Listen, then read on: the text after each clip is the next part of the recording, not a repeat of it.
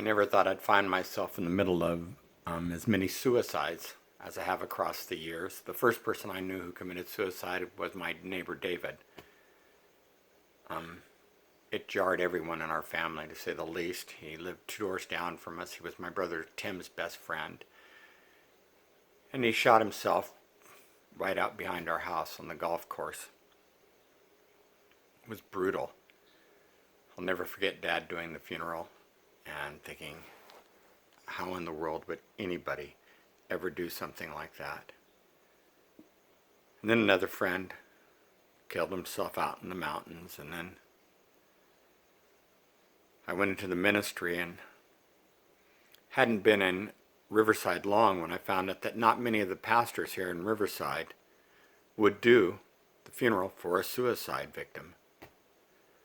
They literally would say no because they had such strong stances on suicide, so I said yes, because I've always believed that the social isolation that's caught up in suicide is impossible for any of us to understand who have yet to pull the trigger or put the weapon up against our body. I know for me, when I was contemplating suicide in an empty house, I had an empty heart, I had no desire really to be dead. I mean, who has a concept of what it means to be dead? But what I had was I had a desire for everything just to be over. If there was a way for this pain to be over, if there was a way for this grief to be over, if there was a way for this depression to be over, if there was a way for this loss to be over. And I remember very clearly the feeling of being 23 or 24 years old, and I'm not used to weapons, and yet having the steel against my body, being within that close of life and death. And so when someone called me and said, my son has hung himself, my daughter has shot herself, my husband called me on the phone, and while I was talking to him, shot himself. My sister killed herself, and we need to tell Mom. And we're afraid to, can you come and can you be with Mom to be her spiritual support and talk to her? I've been with a mother as she throws herself down on the ground when I've told her that her daughter had shot herself. I've been in some pretty brutal circumstances like this. And so when I heard about this young man was pastor at the church up the street from us, killing himself, my heart just immediately went out to all of his friends, went out to all of his family. I'd like to say I have easy answers for all of them, but I don't. And I know what it's like to stand there and to think about doing it myself. I'd like to say that I had a solution for each one of them, but I don't. But this is what I do have. I think when you're near the edge of the precipice, when you feel like you're just ready to take that final step that you cannot untake, there's an important lesson for you to remember. There's always someone to call. I remember making that telephone call. I remember thinking to myself, I don't think I can make that telephone call. I don't think I can talk to that person. There's always someone to call. And you'll know who that someone is. You'll know who that someone is when you're at that moment, when you're stepping near the precipice. In your mind, you'll think, and that someone will come to you. And in that moment, you need to make that call. And if you can't think of a someone, if that someone doesn't come to you, there's a helpline that you can call. There are suicide lines that you can call. You can dial 211 and tell them the help you need, and they will get it to you. You can dial 911 and they will dial you directly to the help that you'll need. You can call me. You can reach out to me and you can say, Eric, I'm right on the edge of the precipice and I don't know how or if I can come back.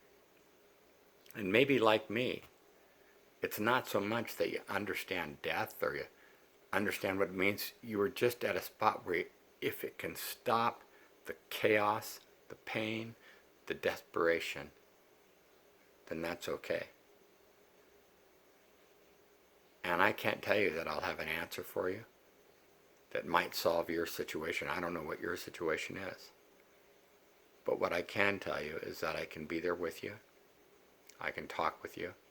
At the very least, we can connect on the telephone. And if not me, which it doesn't need to be me, and it probably shouldn't be me, there's probably someone much closer. There's probably someone exactly who's on your mind in that moment. And that's the person that you need to call. The person that you're thinking about in that moment that you think might have the solution. And an important thing to remember is they probably don't have the solution. Because you're thinking about them doesn't mean that they're thinking about you. You hear that? Because you're thinking about them doesn't mean that you're thinking or they're thinking about you. But what you can do in that moment is you can be brutally honest. This is where I'm at. This is what's happening in my life. And you came to my mind. I'm standing on the precipice. I don't know if I can come back from the edge of the chasm. And somehow, I thought of you. And hopefully they'll, in their fear, because it is a frightening moment when someone calls you like that, hopefully in their anxiety over it and their desperation to help you, they'll say something like, "What can I do? What do you need? Can we sit down and talk? Let's get a Coke. Let's get a coffee. Come back from the edge. Just take one step closer. Let's meet." And in that moment, it can be the step that can lead back to life. And my promise is to you, if you're on the edge of the precipice tonight, or this morning, or today, whatever it is where you're at in your desperation, that there's a future and there's a hope, even when it feels like your future is crushed and even when it feels like everything is hopeless. If you'll only get through this minute, if you only hold someone's hand, if you'll only let someone take hold of you, just as if you're on the edge of that cliff, let them hold on to you and go through this dark night together, and morning will come. I promise. Whisper prayer for the family of the young man, the friends of the young man who took his life. Whisper prayer for those that you may know that are facing desperation and depression. And if you're in that spot, and you've got the metal against your chest or your head, you've got the pills in your hand or the plan in your mind of what you're going to do, pick up your phone and make a telephone call. Give it one more opportunity for healing to make it through the night. Because without healing, it's impossible to be the miracle.